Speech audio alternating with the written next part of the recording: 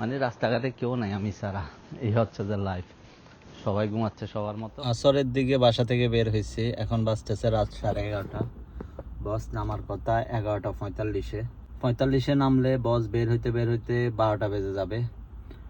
অনেকগুলা কাজ করলাম, গাড়ির কাজ, এরপরে কিছু জিনিস নিলাম, কিছুক্ষণ অপেক্ষা করলাম, ওভারঅল সব কিছু মিলাই মোটামুটি টাইম কাছে আসছে।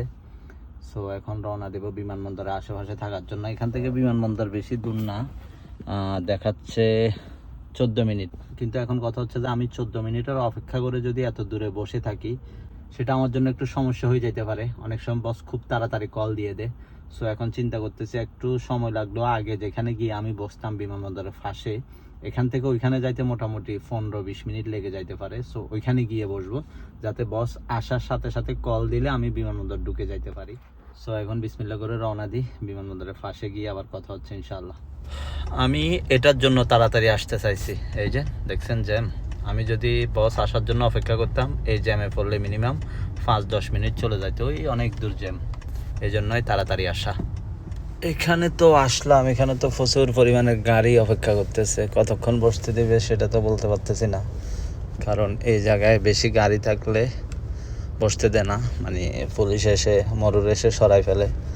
সো আজকে তো অনেকগুলো গাড়ি অপেক্ষা করতেছে। আমি এক সাইড করে দাঁড়াই, দেখি কতক্ষণ দাঁড়াতে পারি।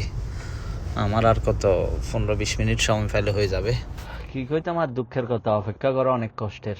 কি করা আর করাই লাগবো। ড্রাইভারি করা না, ড্রাইভারি করা খুবই ফেরেশানি বলতে কিছু কিছু সময় এমন বিরক্ত বানায় ফেলে বলার বাইরে। বিশ্বাস করেন, এখন আমার একটা মিনিটও ইচ্ছা করতেছে না যে কোথাও অপেক্ষা করতে। মন চাচ্ছে যে এখনই চলে যায় বাসায়, এরকম ফেরেশানি। বাট কিছু করার নাই, ড্রাইভারি করতেছি মানে ওগুলো সহ্য করে নেওয়া লাগবে। এখন দেখার বিষয় কতক্ষণে আসে।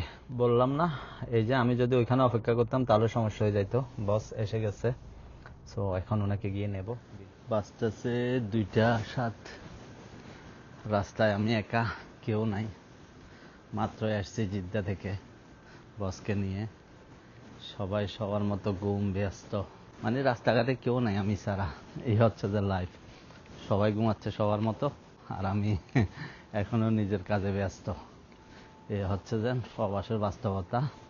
হয়তো বা এমন হইতে পারে এখন ঘুমাইলাম, সকালে খুব আর্লি উঠে যাইতে হবে, কোনো কারণে কল চলে আসবে। আর যদি ভাগ্য ভালো থাকে হয়তো বা অনেকক্ষণ ধরে ঘুমাইতে পারবো। এরকমই এখানকার নিয়ম কানুন, বিশেষ করে হাউস ড্রাইভারদের। সো ভিডিওটা আজকের জন্য এতটুকুই। সবাই ভালো থাকবেন ইনশাল্লাহ। আসসালামু আলাইকুম।